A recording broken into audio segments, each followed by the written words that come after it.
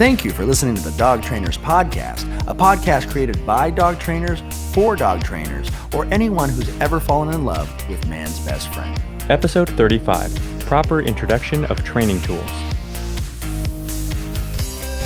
Hey everybody, welcome back and thank you so much for listening to the Dog Trainers Podcast. My name is Mariano Alvarez here with Brent Labrada, and we're super excited to have you guys back here. We want to let you know that you can find us on all major social media platforms, Instagram, Facebook, and YouTube, all by searching Dog Trainers Podcast, and that's all one word, Dog Trainers Podcast, as well as all major podcast platforms, iTunes, SoundCloud, and all that good stuff.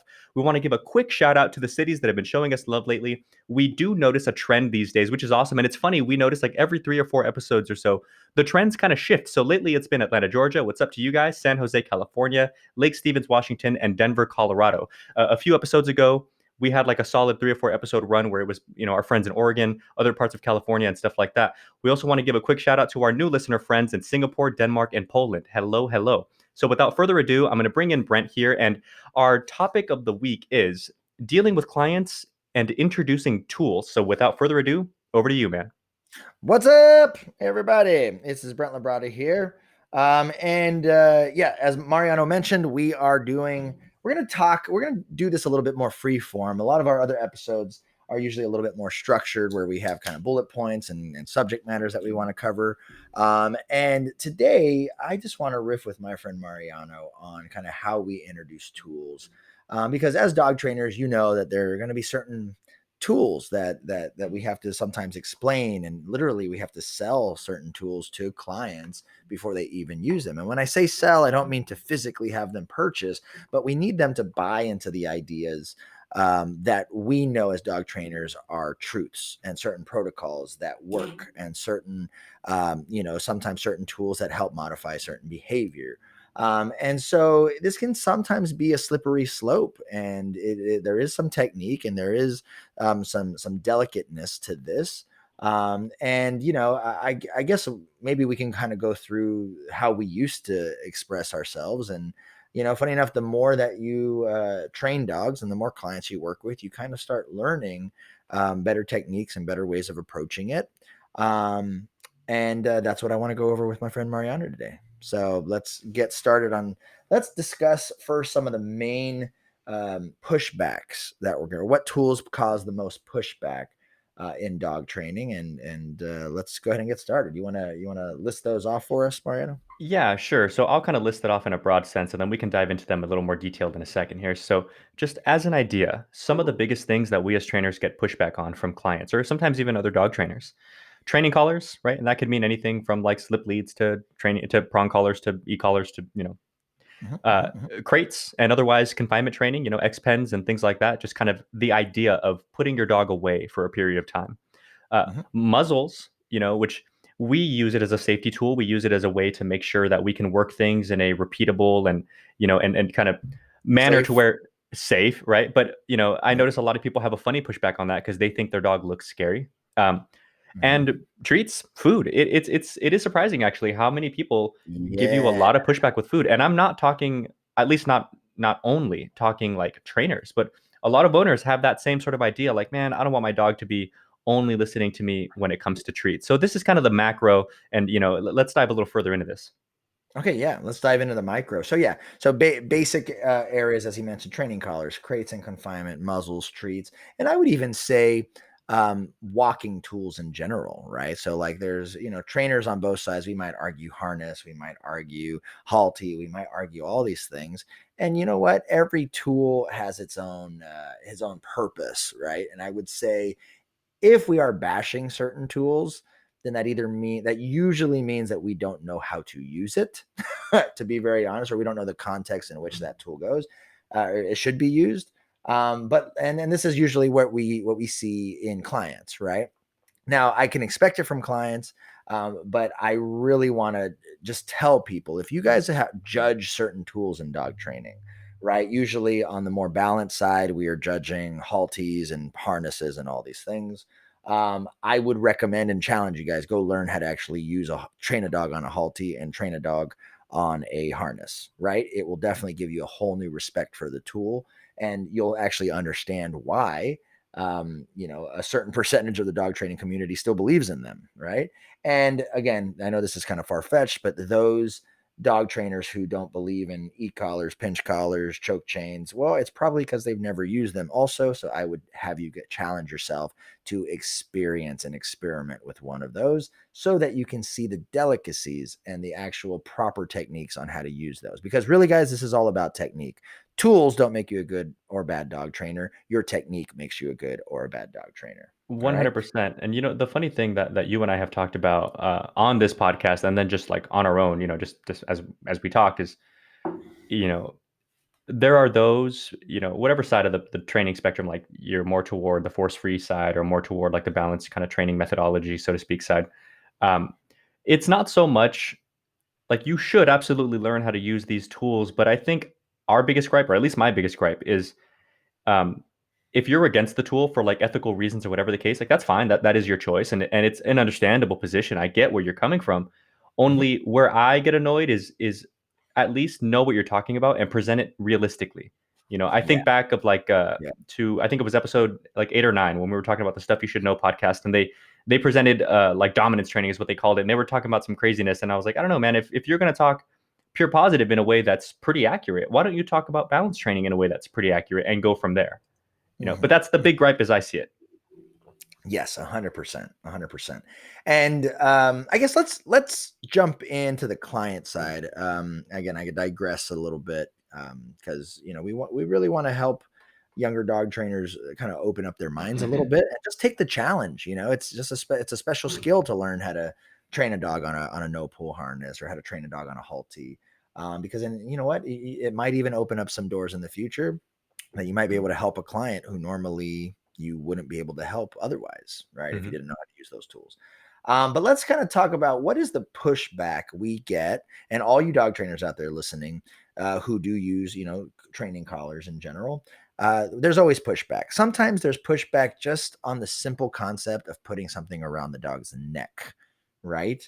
Hmm. Um, and again, is this is a huge block in people's mind, especially if they've witnessed their dogs pulling themselves, choking themselves, strangling themselves, and continuing to do it, nonstop, right? Hmm. What would be some other areas you think where we get a lot of pushback from clients? Other than a training collar, Yeah, I or no, think. like about training collars in general. Oh, I mean, I find a lot of pushback when it comes to training collars, even if it's something like a slip lead or a martingale collar, are young puppies, because it Yeah, seems like most young puppies, regardless of breed and temperament, things like that, they're just the concept of having a leash on you is so new to them that they feel leash pressure for the first time. And I don't even necessarily mean working with leash pressure to train the dog, just kind of putting a leash on them, and they walk to the end of it and then they kind of clang into the end of it and they start like gator rolling and biting it and doing the whole thing. yeah, Right. And owners see this and they're like, oh no, I think he's scared of the leash. I think he's this and that. And I, yeah, I find myself explaining a lot, like, oh, you have to understand this dog he doesn't know anything about a leash. He's never been like kind of yeah. told what to do like that before. So there is an element to it that you have to kind of empathize with the dog, and kind of push forward from that place, because then that gives you a realistic understanding of where they are. Yes, yes. And so I would say that's like, witnessing the dog go through quote unquote trauma, right? So Yeah. it's like the fear of choking the dog. That's one thing. That's one reason we get pushback. It's the fear of understanding that the only way the dog is not going to choke themselves is if we apply pressure to the dog, right? And then the third thing would be um, perceived like if they witnessed a tantrum, right? Because I've been there. I've put a collar on a dog and seen this dog rear up like a wild stallion and wrap his hands around the leash and Hmm. freak out, right? And Hmm. of course, any loving dog owner is going to see that and be like, "Yeah, I don't want to do that to my dog anymore." Hmm. You Hmm. know, totally makes sense. However, there are going to be certain ways that we have to ease this in a little bit, right? And some of the younger dog trainers that I've worked with over the years, they've made those mistakes, and I've made those mistakes. I throw a pinch collar on a dog who wasn't ready for that pinch collar. I've thrown a slip lead on a dog who's never been controlled before ever a day in his life, and he's 3 years old and has always been picked up. And as soon as I put the slip collar on, the dog is freaking out, right? So We're going to talk a little bit about how we go about introducing certain tools, having certain strategies as how we introduce these tools, because sometimes there is a little bit of a strategy to getting our clients on board, and it's not always explaining the tool or giving our opinions on the tool. What would be some ways? Let's just say we were working with, let's say some of the easier collars. What would you say the main argument dog trainers give for putting a collar on a dog versus like a halty or a harness? Oh, you get better control, you get better leverage. It's sometimes harnesses, halties, depending on the size or the shape of the dog, can slide off and or like bust open at the seam, where the Velcro or Hmm. these are all things that I've seen before. I'm sure you have too. And the same goes for like collars, like regular collar collars. Hmm. When I think of a training collar, I think of something like a slip lead or a martingale or a prong, something that kind of tightens down when the dog pulls away. So it Hmm. has, other than that corrective element to it, it's got kind of this like built-in safety mechanism to it, to where that dog ain't going anywhere. Hmm. But those are some of the arguments that I've heard uh, against things like harnesses. In defense of collars themselves that go around the dog's neck. Some others are like, well, harnesses are what allow the dog to pull. Harnesses just don't, they don't quite get the message across to the dog, and stuff like that. They allow the dog to continue to escalate and things like that. Yeah, it like loads up the dog, loads Exactly. up their behavior. Yeah, and I guess all of those are true if that's what we teach the tools to actually mean to the dog, right? If we use it as a loading tool. Um, let's see, what other arguments for putting collars? Arguments I've heard and I've used in the past. Dogs tend to control one another on their necks, Hmm. right? This is something we've heard. So if you see, you know, two dogs playing, they don't go for each other's tails to try and pin them to the ground. No, they grab them by the neck to control just the same reason dog trainers would go for the dog's neck is because you have more control over the dog's body, right? It's that simple. You have more control over the dog's body when you have control over their neck. And animals, four-legged animals, do this all the time.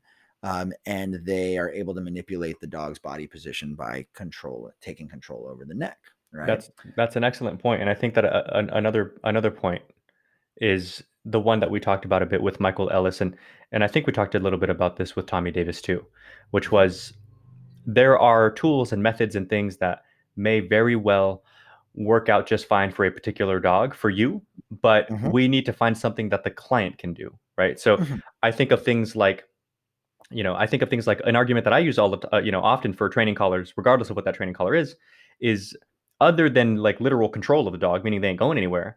I Hmm. now have the ability to mark behaviors a little more clearly with a collar. It's hard for me to like correct a dog on a leash with the harness. You know what I mean? Right. If the Right. dog Right. already knows what no means, the word no, then we're rolling, right? Or if the dog's wearing something that makes the harness kind of secondary, like an e-collar, then I'm okay with that. Right. But with a slip lead, with a martingale, with something like that, I can mark with no, give a little leash pop, or leash pressure or whatever the case, and the dog has a better chance of more clearly understanding what I want.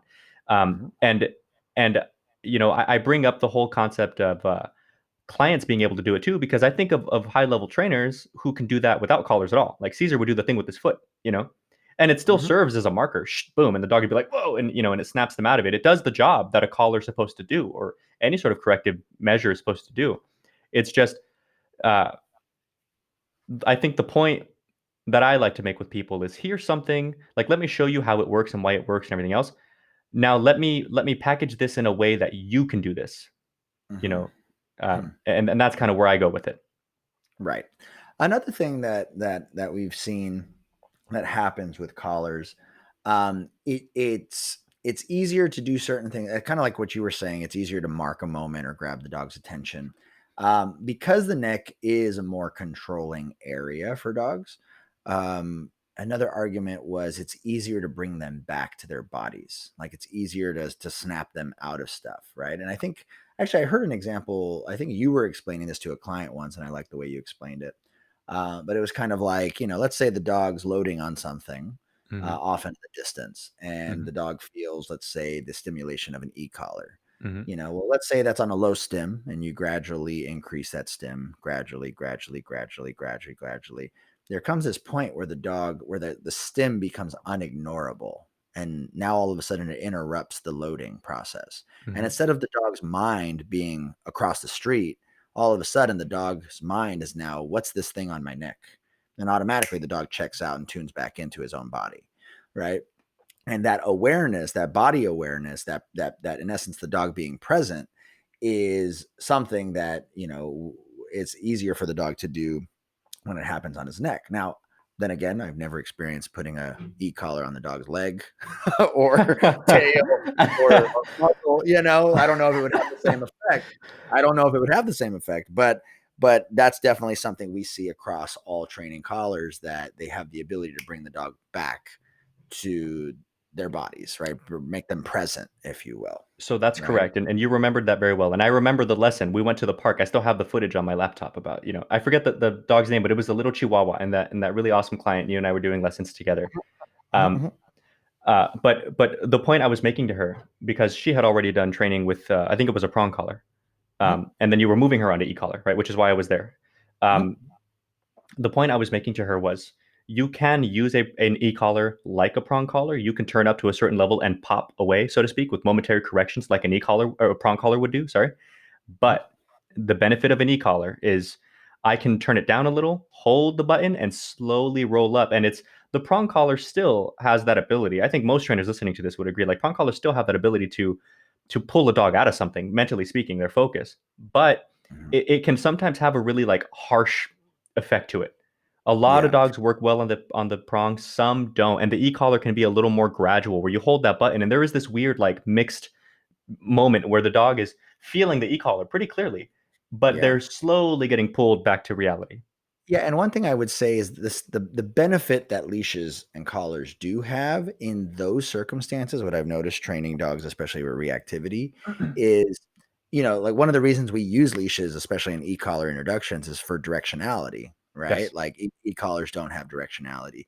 It's actually in my opinion, it's actually the leashes directionality that sometimes is the disadvantage in those scenarios, because naturally when I pull in one direction, if my dog's loading in on something, you'll actually see your dog's increase in oppositional reflex if they feel something pulling against them.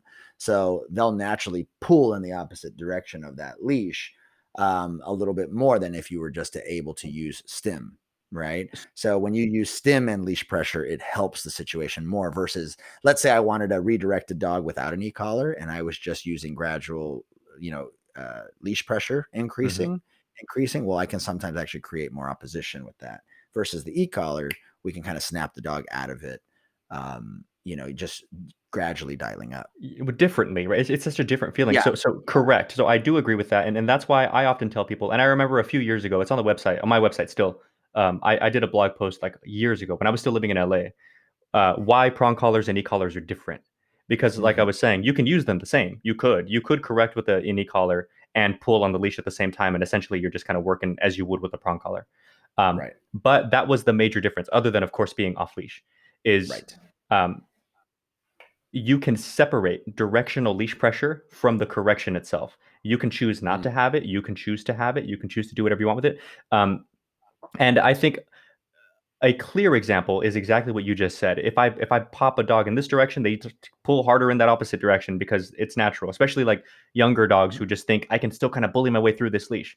Um, Mhm. Another example that I notice a lot that's a little less obvious is sometimes pulling the dog in the direction that you were pulling just for the sake of a correction, they go in that direction, but you didn't want them to. And an example I think of is like, I'll have a dog, we'll go to Starbucks and hang out. The old days, you and I would go to Starbucks like down the street from the training facility, and we'd sit there. And a dog Mhm. is in the downstay respecting it as they should, but they're a little too locked into like that bird scooter down the street. So I'd give them a correction, no, boom. And like I pull toward me on the leash, and the dog gets up and comes to me, and I'm like, no, no, no, I didn't want you to come. I just wanted you to not stare at that thing. Yeah. Yeah. Yeah. Whereas Yeah. the e-collar, I can keep the dog in a down. I'm not pulling you anywhere, but I'm giving you a subtle little correction, marking with no verbally. And so I noticed that the Mhm. dogs are less likely to move. Yeah. Yeah. It's true. It's true. No, that's true. Anyways, let's get back to the training collars idea. So the pushback that we're getting from clients is, I don't want something on my dog's neck because they empathize a lot. Well, what about my neck? I wouldn't want something on my neck, which Mhm. is a valid fear, right? Mhm. Mhm. Uh, that leads to I don't want to choke my dog, right? Which is a valid fear. Mhm. Um, my dog may physically be susceptible to maybe tracheal issues. That's definitely what my vet told me. Right, we've Mhm. heard this argument before as well. Also, this idea of potentially having to add some type of aversive to my dog in general, and knowing that the collar is the way you're going to have to do that is also doesn't sit right. So people are scared of putting pressure on their dog. People are scared of putting something around the dog's what they perceive to be a delicate part of the dog's body. And we also see a lot of empathizing of putting themselves in the dog's shoes, having something particularly on their neck. Right? Mhm. Would you see any other categories of argument for pushback No, for training? no, you're hitting that pretty well. I wanted to talk more about, like, this is something that you and I talked about. I know you guys don't know listening, but um, a few years ago, when I was kind of rebranding my business to Untamed, to what it is now, the logo that it has now, and things like that, Brent and I were still working together at this point, and you know, the disagreement that we had, if you can call it that, is we both used and use the same tools, same method, things like that. Um, but I I wanted to be very clear with my logo, with my website, with my presentation on social media and things like that, that I do use certain tools as opposed to kind of being ambiguous about it, which a lot of trainers do. And I don't mean Brent, but there are a lot of trainers who I know, who I've met personally, especially out here. Because like I told you guys before, when I first got to Arizona, I didn't just have a client base. So I worked for a kennel, and I spoke with a few different people when I was looking to get a job at a kennel, right? So I've met with a few different trainers in the area.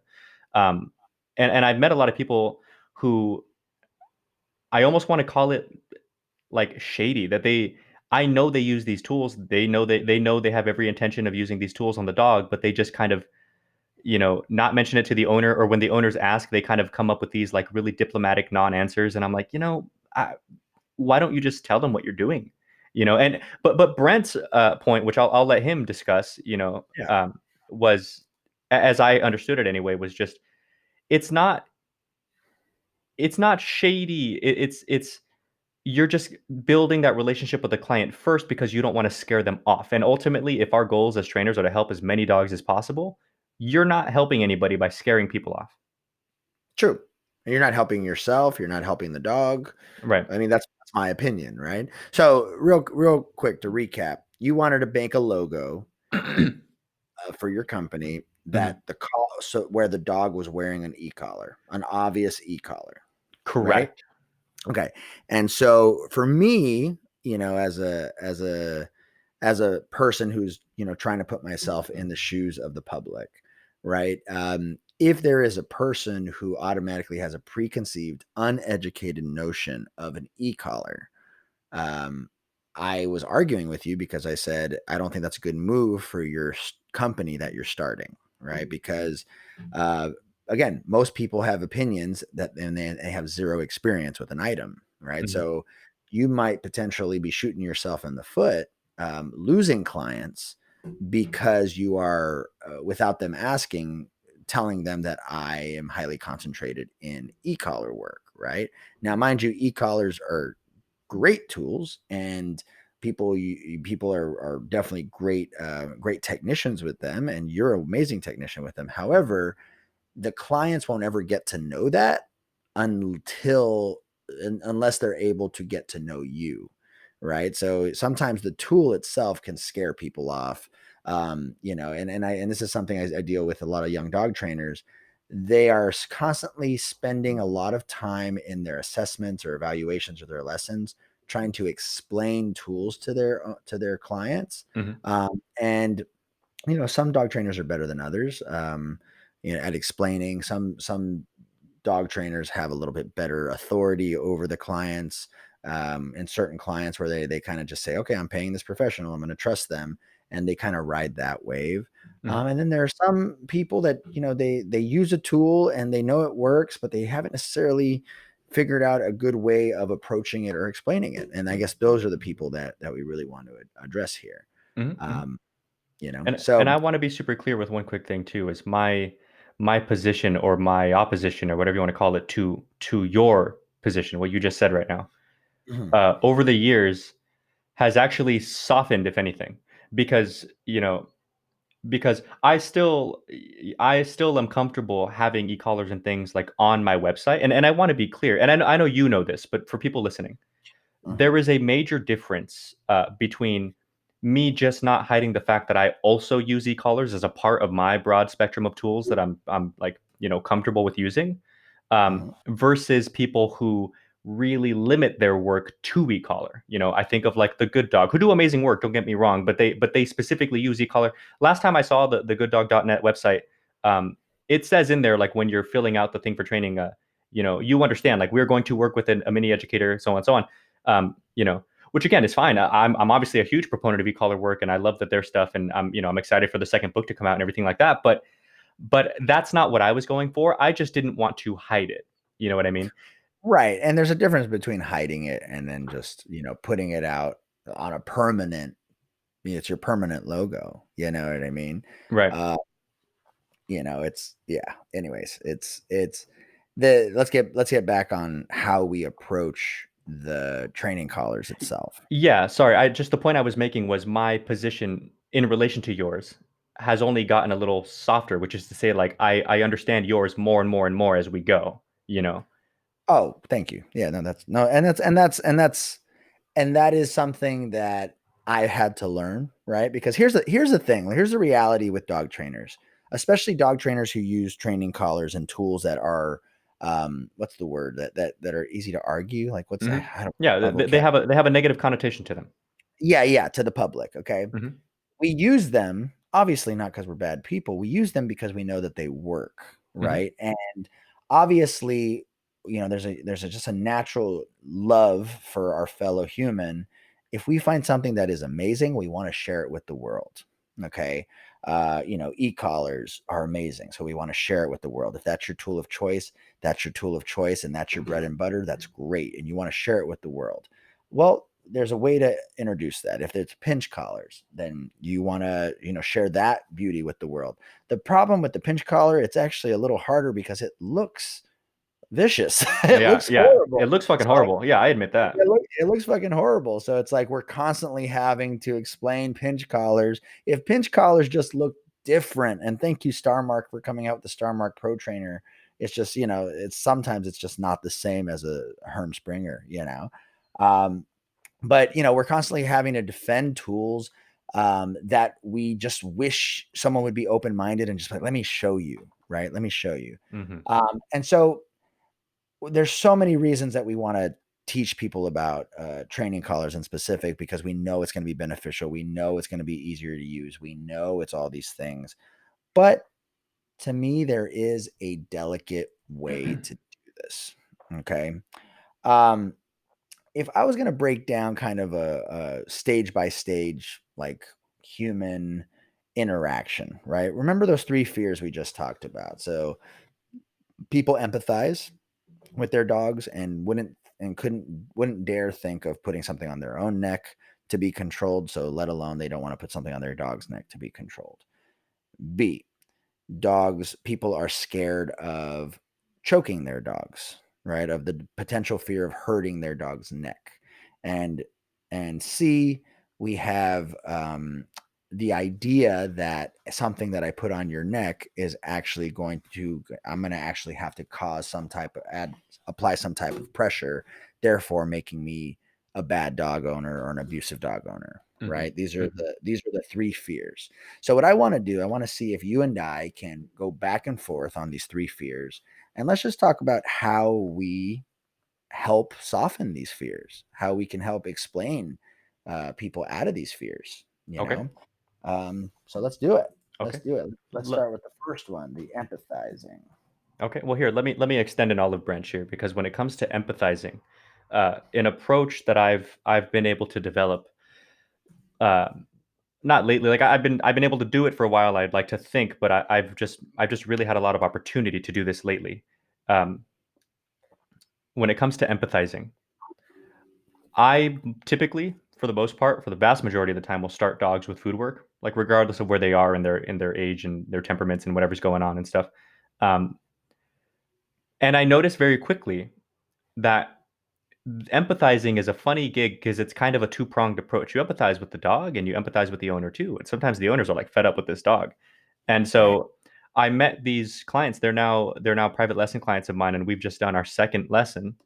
And when I first met them for the eval, it's this sweet little poodle puppy, little toy poodle, Hmm. and she's super yappy and super like controlling, and I'm trying to explain to them why we want to start with food work and go through all this process of having her just enjoy training and all this stuff.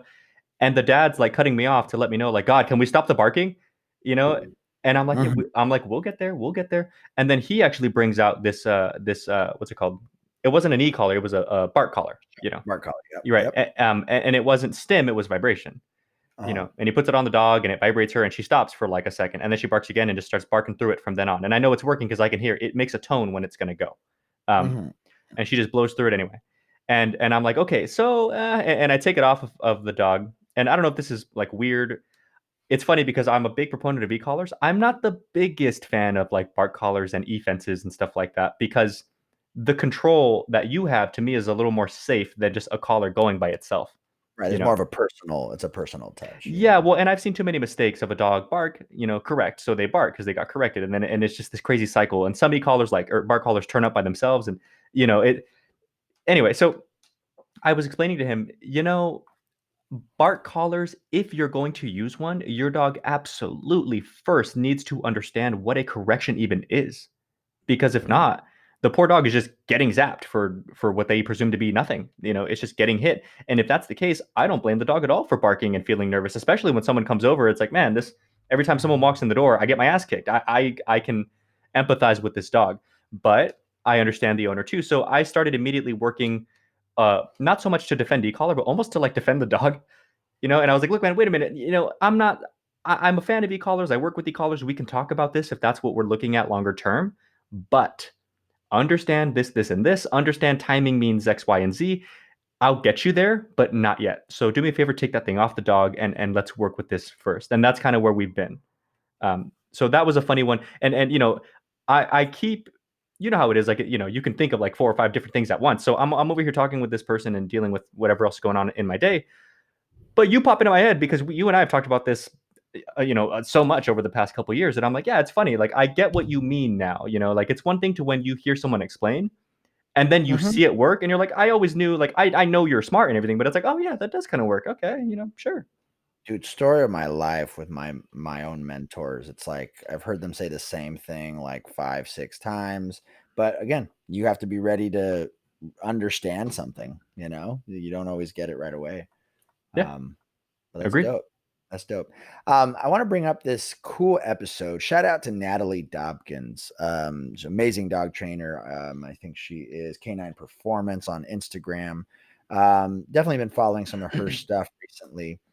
Started listening to her podcast a couple months ago. She has this wonderful episode. I forgive me for not quoting it properly, but I think it was called like empathy versus um, empathy versus sympathy in dog training I or remember something. that. I remember that. And it was a damn good episode. And pretty much what she breaks down in that episode of her podcast is she says a lot of times people are spending too much time empathizing with their dogs versus sympathizing with their dogs. And what this means is people are spending too much time feeling with their dogs. So if the dog feels sad, they go, "Oh my God, there's something that I did that made the dog feel sad. So I'm going to feel sad with them." It's almost like a guilt trip. It's like an empathy guilt trip, right? Hmm. Um, and so what ends up happening is people put themselves too much in the dog's shoes, and the dog's not even hasn't even gone through a process, right? Like the dog's going through stress, right? Or doesn't know how to go through stress. Versus what she says is you should actually feel sorry for the dog, not feel sorry with the dog. Okay. And the reason for that is empathy is a wonderful skill to have as a human being, as an animal, as a creature. Honestly, it's what drives a lot of our really beautiful behaviors in the world. However, when it comes to dog training, having too much empathy with your dog will actually prevent you from controlling them or providing them with structure or providing them, in essence, we sometimes get a fear of putting our dogs through stress, right? Versus if we have sympathy for our dogs and actually feel sorry for their bad past, we feel sorry for them that they didn't grow up with structure. So now it's our job to do that. We have to feel sorry for them that they don't have control over themselves. If you feel sorry for your dogs versus feeling sorry with your dogs, then we can actually take action, and that action we can convert into proactivity. We can actually start training, we can actually make a difference. And so we thought it was a really cool look on this idea of empathy, versus, as a human, empathy is a great tool, but sometimes with our dogs it can be a little too toxic. So I thought that was a great episode. So again, shout out to Natalie Dopkins. Yeah, Natalie Dawkins, what's up? And it's a good point because even when it comes to humans, and and I remember that episode was it was like one of the shorter episodes, Hmm. like 16, 17, but it was really good. And I remember thinking to myself when I was listening to it, it was kind of like what Brene Brown talked about with people, like human to human. Empathizing Hmm. is good, but don't overdo it. And her example was like if somebody falls in a hole, you can feel bad for them, you can want to help them out, but if you fall in the hole with them, now you're just two people stuck in a hole. Like Exactly. nobody can help anybody because you're both in the same position. Exactly. Whereas if you keep a healthy sense of like proportionality and make sure that you don't over identify with this person or this dog, because people do that a ton, right? When it comes to like rescues and things like that, nervous dogs, Hmm. they put themselves into this place to where they're incapable of giving the dog what they need, and it comes from a place again of empathy. We understand that, but a lot of work with these kinds of dogs is getting the owners to remind or us remind them anyway, we Hmm. get where you're coming from. You don't want this dog to feel any pain. I understand. They maybe had a horrible past upbringing. I get all of that. But what you're not understanding, because you're letting your emotion cloud your understanding, is you are not doing this dog any favors by allowing them to continue these bad behaviors. Right. It's not noble of you or good of you or whatever the case, in nicer terms, obviously, but I'm just making a point. It's not like good of you to allow your dog to continue to be an asshole or do dangerous things or whatever the case. You're letting him risk himself. That's not what good parents do. And once you kind Right. of put them in that mindset of like, as your mother who cares about you very much, I'm going to do you the favor of helping put you in check, and save your life, literally. Exactly, and relieving you of that stress, Correct. relieving you of that perceived responsibility, relieving you of that fear, and let you know that I got this covered or handled. Yeah, for sure. That's a huge one, and I think when we're talking training collars, I think definitely discussing a you know uh, how it's you can look at either side. You can look at the half empty or half full, right? Mhm. And what we have to do as dog trainers is we have to show them to talk to them about the positives, right? Because again, they empathize. I wouldn't want something on my neck, so why would I put something on my dog's neck? Well, the difference is obviously two different species, right? Four-legged creatures have stronger necks than two-legged creatures. They play and wrestle on their necks, so they're more durable and stronger. But also, four-legged creatures, they do, again, this is proven, they do apply control on each other's necks, right? And not necessarily control in a correction way, right? I wouldn't say that when bears want to correct each other that they bite each other on the neck. That's not what we're saying. But if there is a fight, a grapple, play fighting, wrestling, there's a lot of neck action going on four-legged creatures, and this is normal, right? So Mhm. we don't do that as humans. We don't grab each other by the neck as kids and drag each other around the floor. We don't do that. When we talk um, about empathy, that's a big thing that more owners need to understand, and more trainers need to do a good job of helping owners understand is mhm, we don't communicate in exactly the same ways. Dogs and people can be surprisingly similar, but we are not the same. And mm, working with the dog via a training collar on their neck is not only more natural to them, as Brent was just, kind of explaining, but also it serves as that kind of like viable in between. This is how a human can easily communicate with their dog in a world that's far from what's now. Even dogs aren't natural themselves, right? They were kind of by design by us, but they also live in a situation that's super unnatural. Think of it like a dog in the city, in an apartment, cars everywhere, that people walking up and down, elevators and stuff like that. So we have to find that compromise between. I'm obviously not going to go and like bite him on the neck and roll him over or whatever a normal Right. natural dog would do, but this is what works for us both, not just for me as a human, but for my dog. He's okay with this kind of thing. That's why our relationship just continues to flourish and so on. Right on. Right on. So that's our argument with owners when they're empathizing a little too much, to the point where it's like analysis paralysis, right? Yeah. They empathize so much they do nothing, Yeah. right? And so, or they want to do the thing that's not directly affecting what they need fixed, I right? was going to say they do things. It's just the wrong things. It's just the wrong things, Yeah. right? And so here we go. The next big pushback or fear of training collars is the fear of hurting or damaging the dog's neck, right? And you know what? I will straight up just say that a lot of leash correction and a lot of tension on the dog's neck, of course, it's going to go ahead and create, compromise the dog's neck. However, most of the leash pulling and damage that's happening to dogs' necks is actually happening to untrained dogs. Mhm. It's the chronic pullers who have been pulling for the last 3 years that slipped a disc or pinched a nerve or put damage on their tracheas because they were constantly dragging for the last couple years.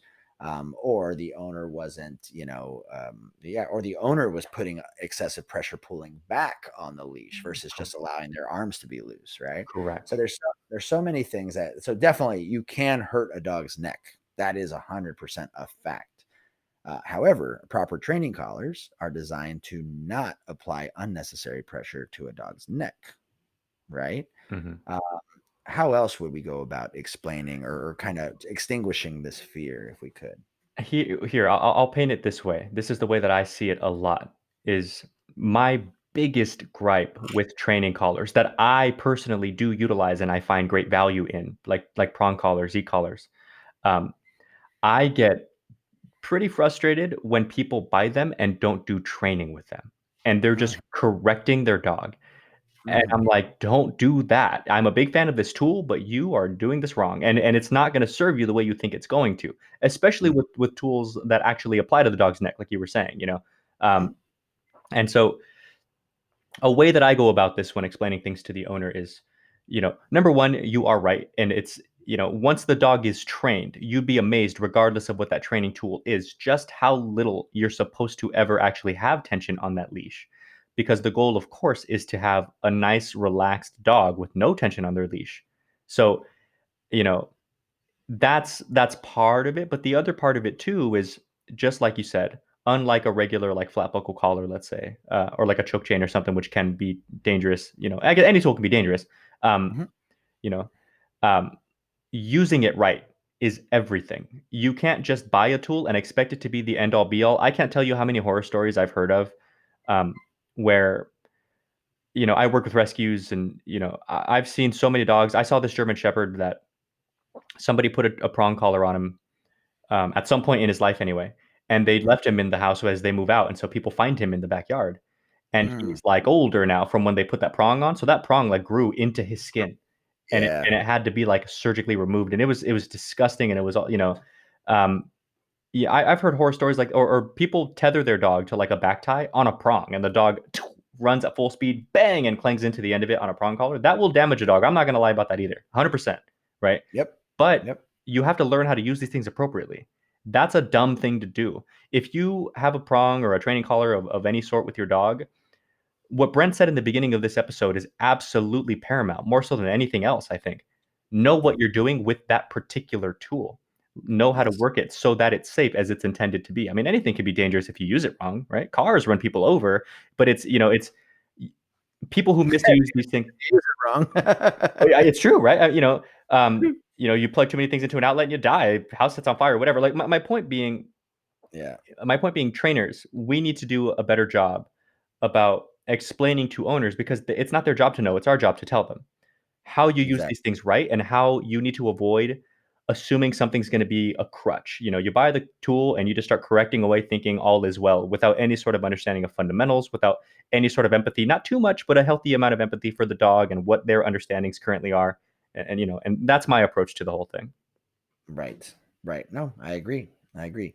So I think when picking the right tool, whatever it might be, um, it is a little bit of a dance. So it's for me, they I'm really good at reading my clients. So I can definitely tell who's the very sensitive type, who's the conservative type for their dogs, or who's the type that goes, all right, I just want to end this behavior right away. Right. And based on those things, that actually allows me to pick and choose where I'm starting in my tools, my training collar tools. Right. Um, I really like to start with what is perceived to be the least aversive training tools. Perceived to be, right? Meaning what looks the nicest, right? So we all know the two tools that look the nicest are martingales and slip leads, right? These tools, they look the nicest. They look the least threatening. I don't know if you've ever had a slip lead on, but you can control a dog on a slip lead, and there's a reason behind it. Okay.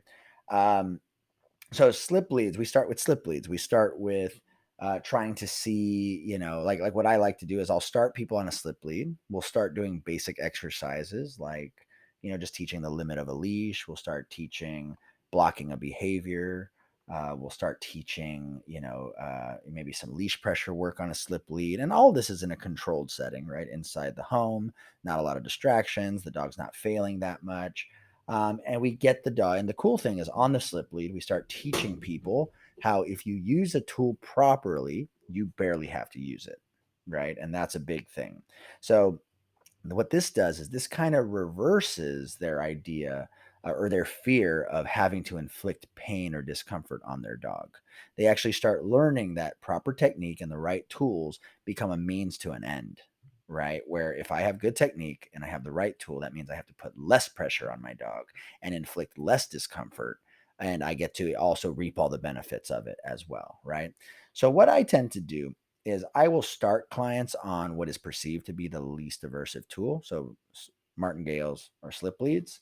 And if I need to, once we start changing distraction levels and once we start changing location, or we start putting distractions in front of the dog that the dog is really hard to resist, then what I might start doing is, now that their technique is good on the slip leads, now I start auditioning different training tools that might be suitable for them.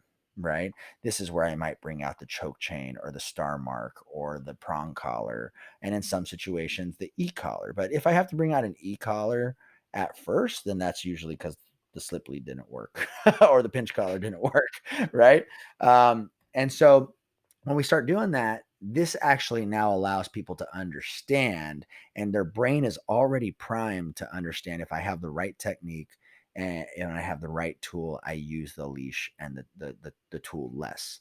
And that has proven to me to be a very, very successful way of easing clients who might be a little oppositional or give a little pushback with training collars. That's been a tried and true way of, I would say, 99.9% success rate on that method. In essence, I present them with a strategy. Once they accept that strategy, I present them with a problem. And then what I do is I help show them tools that help them solve that problem. Right. Mhm. But they have to have the understanding and the strategy before the tools are presented. Yes, I agree with you. And so, where the only thing that I heard there that I would kind of disagree with is if I'm going to put a dog on an e-collar, um, I'm going to do it back in the quiet environment. I understand it's like, you work a dog on a slip lead and they do well in the house, and then you go outside and it's just not That's enough fair. to get their Yeah. attention outside. Yeah. I That's think a big thing, for trainers who are listening to keep into account is sometimes the training tool itself is, when it's new, it is a limiting factor. Meaning, if I've worked a dog to listen to like leash pressure sits and downs, when I start introducing e-collar pressure, the dog is worse for a bit. They still know what sit and down is, but they're slower because this sensation on their neck is new and it's throwing them off. And Mhm. so I like to rebuild their understanding of exactly what's going on once they have that foundation under them with the e-collar. Then I take them out with the tool that they already know. I think it's different. I think it's fair. I don't want to. I want to give you your due credit in saying e-collars are kind of a different story. Like if you move a dog from a star mark to a prong collar, I don't think you need to like rebuild their training from the ground up necessarily. Right, right, right. Um, It's like a whole. It's a new phase. It's a new system. correct. So I get what you're saying. I just wanted to Yeah, make sure that was clear. And two, that was a good clarification. I'm glad you did that. and two, I think this is why, like Brent talked about before, we are doing this episode a little more freeform, but we obviously still communicate and kind of decide what we're going to talk about. And earlier when we were discussing this, we were talking about we were just asking each other like, hey, like, and we've talked about this before, over the course of just the years that we've known each other, like, where do we disagree?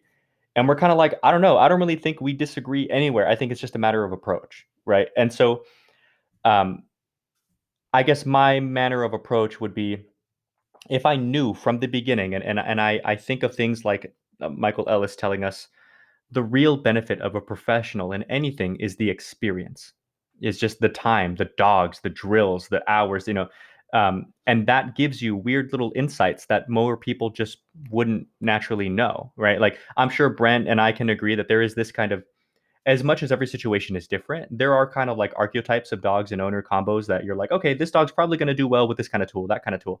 Then you kind of get into the whole, and it's possible that we're wrong. Don't get me wrong. Um, Hmm. then it becomes kind of possible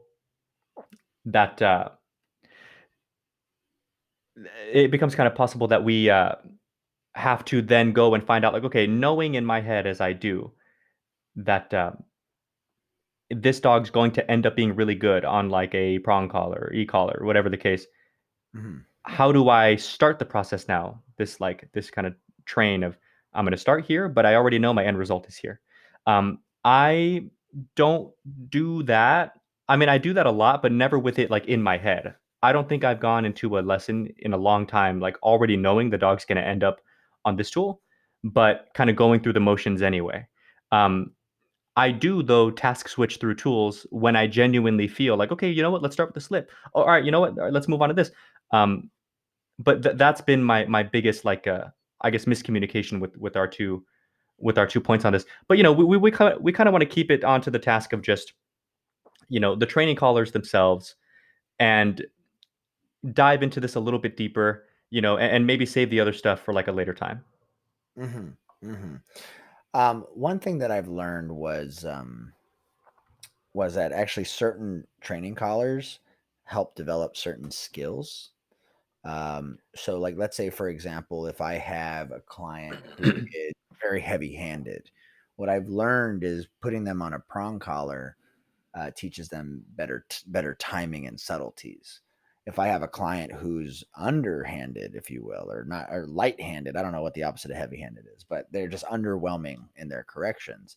If we put those dogs on, let's say, a choke chain or a slip lead, well, naturally, in order for them to actually see a result, they Hmm. actually have to increase their timing, their speed, their follow through on the leash.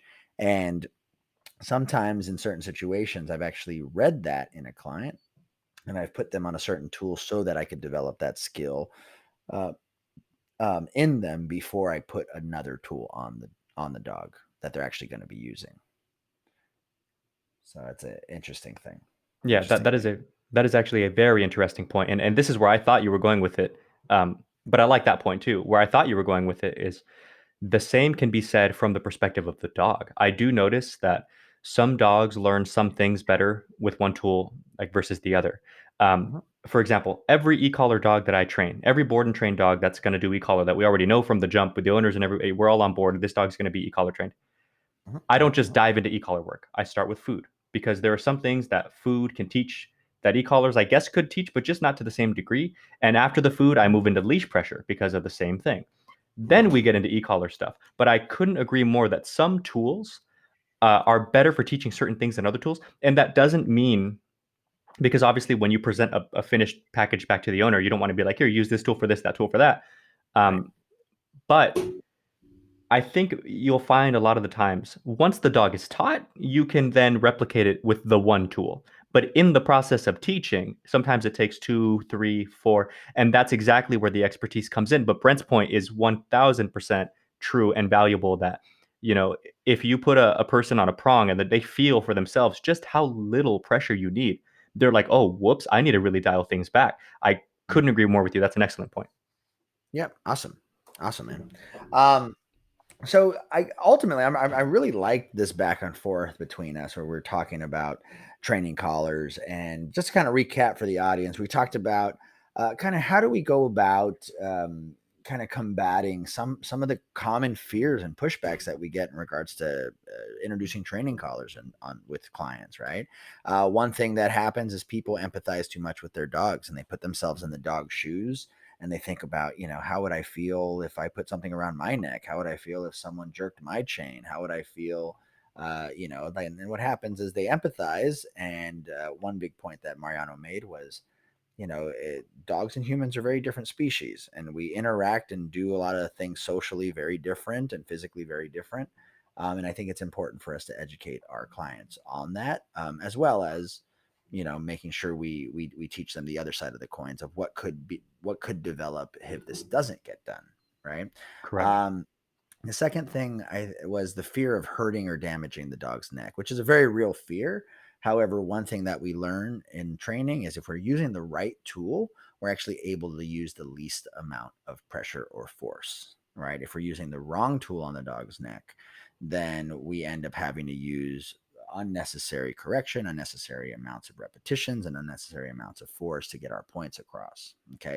And then the third point was, um, you know, obviously when we're using aversives or corrective collars, there's always this fear or this guilt or shame that owners feel of feeling that they have to actually inflict pain in their dog Hmm.